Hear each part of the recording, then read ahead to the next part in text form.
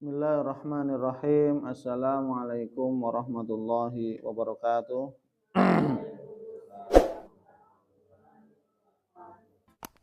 Alhamdulillahirabbil alamin wassalatu wassalamu ala asyrafil anbiya'i wal mursalin wa ala alihi wa ashabihi wa man ihtada bihadihi wastanna bi sunnatihi ila yaumiddin, amma ba'd. Alhamdulillah, mari kita awali majelis ilmu ini dan baca doa talabul ilmi. Bismillahirrahmanirrahim. Rabbi zidni ilman, Allahumma anfa'ni bima 'allam wa 'allimni ma yanfa'uni warzuqni ilman yanfa'uni. Amin.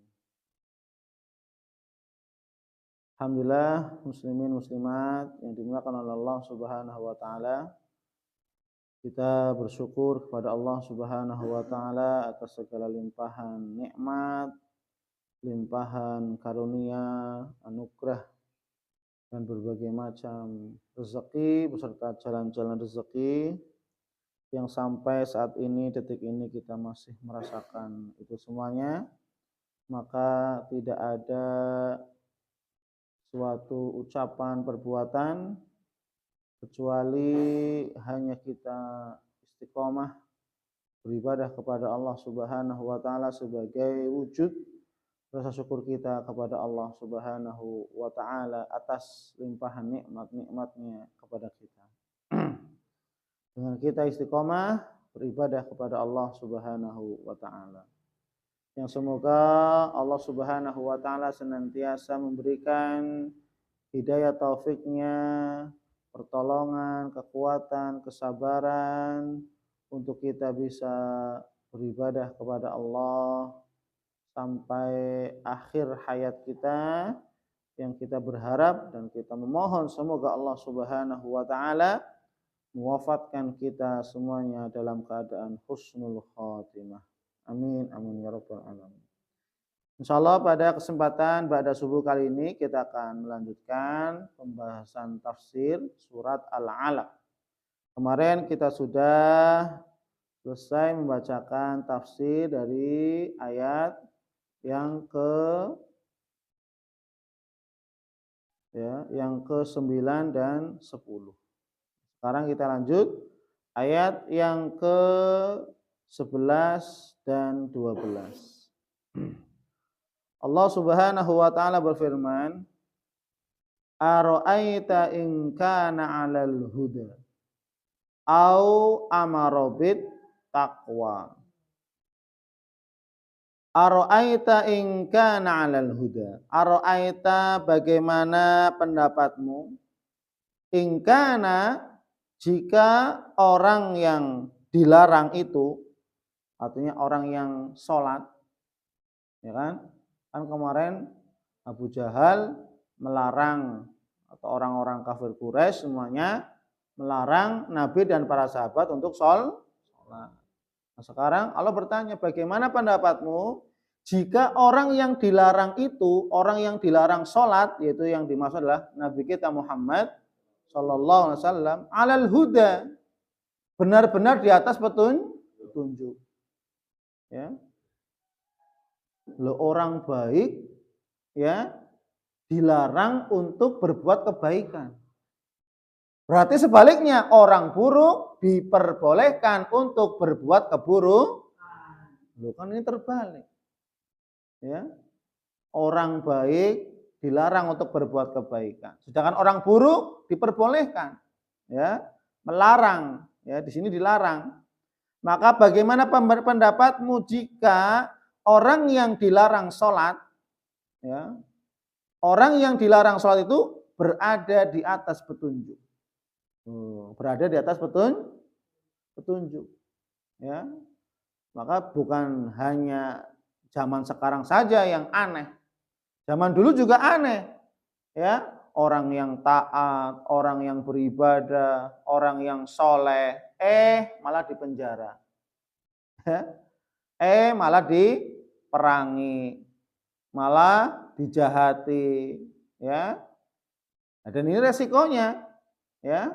Resiko menjadi orang soleh, resiko menjadi, ya, alim, orang yang berilmu, menyampaikan ilmu, mengajarkan ilmu, mendakwahkan, resikonya tadi dihalang-halangi, dibenci, dicemooh, dicaci maki.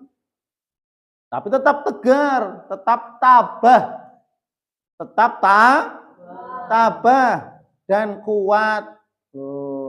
Ya. Maka di sini ai akhbirni in kana hadzal abdul musalli wa huwa an-nabiy sallallahu alaihi wasallam alladzi tanhahu 'anis shalah salihan muhtadiyan. Maka kabarkan kepadaku wahai Muhammad bagaimana pendapatmu sih? In kana hadzal abdul musalli, jika orang hambaku yang salat ini yaitu engkau wahai Nabi Muhammad, engkau dilarang sholat, padahal engkau orang yang soleh, engkau mendapatkan risalah, engkau seorang nabi, engkau kekasihku, engkau utusan Allah, utusanku. Ya. Muhtadiyan, orang yang mendapatkan petunjuk. Alat tariqatil mustaqimah fi qawlihi wa fi'lihi. Dan engkau adalah orang yang berjalan di atas jalan yang lurus, baik dalam perkataan maupun perbuatan. Ya. Lantas bagaimana dengan orang-orang yang buruk? Yang harusnya kan apa? Kita kan diajari untuk apa? Beramar ma'ruf nahi munkar.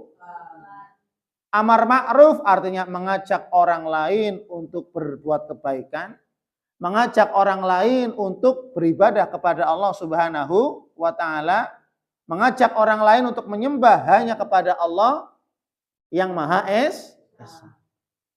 Nahi mungkar, mencegah kedzaliman, mencegah kemungkaran, mencegah kemaksiatan. Nah ini dibalik. Orang yang beramar ma'ruf, nahi mungkar, malah dilarang-larang. Ya. Orang yang ingin mengajak ya, beribadah hanya kepada Allah, mencerdaskan umat dari kebodohan, ya. Orang yang berada di atas jalan yang lurus, ya.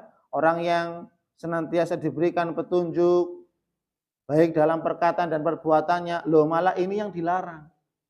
Ya.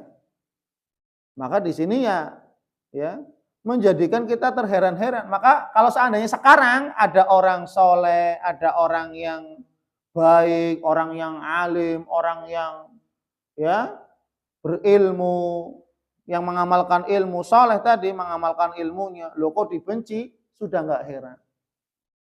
Ya, kenapa? Karena zaman dulu para nabi dan rasul, begitu juga dengan Nabi Muhammad, mereka pun dimusuhi. Mereka pun bukan karena mereka jahat, bukan. Coba bayangkan. Mereka para nabi dan rasul dan para sahabat, mereka dimusuhi bukan karena mereka orang jahat. Tapi apa? Karena mereka berada di atas petunjuk Allah, karena mereka mendakwakan Islam, karena mereka mengamalkan Al-Quran dan Sunnah. Makanya apa? Orang-orang yang istiqomah mengamalkan Al-Quran dan Sunnah pasti mempunyai rintangan halangan, musuh. Ya, wa kadzalika ja'alnakum wa kadzalika likulli nabiyyin ja'alna apa? Syayatinal jinni wal ins, ya. Begitu juga kami menjadikan bagi para nabi adanya setan-setan dari bangsa jin dan setan-setan dari bangsa manusia. Wa kadzalika ja'alna likulli nabiyyin syayatinal insi wal jin. Ya. Begitu juga kami telah menjadikan bagi setiap para nabi dan rasul ada setan-setan, musuh-musuh dari setan bangsa jin dan setan-setan dari bangsa manusia. Dan ini sudah menjadi sunnatullah. Paham ya? Artinya orang yang soleh, orang yang alim, orang yang taat kepada Allah, mereka dimusuhi bukan karena kebaikannya. Ya, bukan karena kejahatannya juga, tapi karena mereka ingin mengajak orang-orang menyembah hanya kepada Allah. Ini yang mereka tidak mau. Artinya mereka malah inginnya ya masyarakat udah biarkan saja lah tersesat dan seterusnya. Ini namanya ya pembiaran. Au amara taqwa, atau orang yang menyuruh kepada ketakwaan. Loh, masa orang nyuruh kepada takwa kok dilarang? Ya, orang yang mengajak kepada sholat kok dilarang?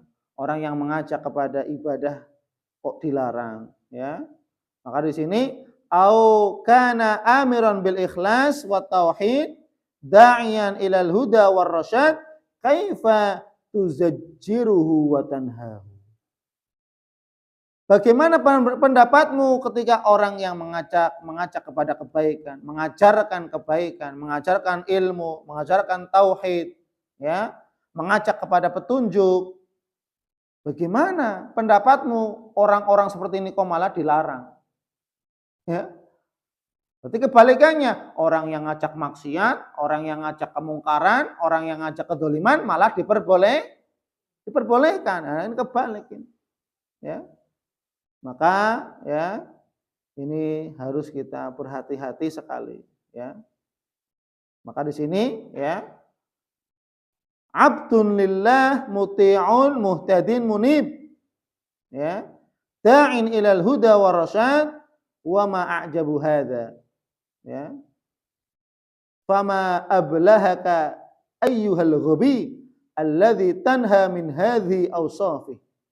Maka begitu bodohnya seseorang, orang yang dia hamba Allah, orang yang taat kepada Allah, orang yang senantiasa diberikan petunjuk oleh Allah, orang yang senantiasa bertaubat, orang yang senantiasa mengajak kepada kebaikan dan mencegah kemungkaran, loh kok malah dilarang. Ya, berarti siapa yang tidak berakal? Orang yang melarang. Ya. Gitu. Ya contohnya lah, kamu sekolah nuntut ilmu, dibimbing, ya, suruh ngafal Quran, ya, suruh memahami ilmu agama, menghafalkan hadis dan seterusnya. Loh kok ada yang larang, tiba-tiba dia yang larang? Enggak usah. Loh, misalkan, loh ini orang yang tidak berakal. Orang yang tidak berakal, bagaimana mungkin melarang ya para santri untuk menghafal Quran? Bagaimana melarang orang-orang untuk sholat dan seterusnya? Maka ya ini menunjukkan orang tersebut adalah orang yang tidak berakal. Ya. Dalam artian apa? Orang yang tidak punya iman. Kalau orang nggak punya iman pasti gitu. Nggak senang dengan sholat itu orang nggak punya iman. Nggak senang dengan Quran, nggak senang dengan majelis ilmu, itu orang yang nggak punya iman. Bahkan apa? Mereka melarang, mencegah supaya orang jangan sholat, supaya orang jangan berinfak, supaya orang jangan ya ngaji dan seterusnya. Maka orang seperti ini adalah orang yang tidak berakal, tidak menggunakan akalnya. Orang yang tidak berakal inilah termasuk orang yang tidak ada iman di dalam hatinya. Wallahu a'lam bishawab. Insyaallah kita lanjut pada pertemuan berikutnya. Subhanakallahumma wabihamdik asyhadu an la ilaha illa anta astaghfiruka wa atubu ilaik. Wassalamualaikum warahmatullahi wabarakatuh.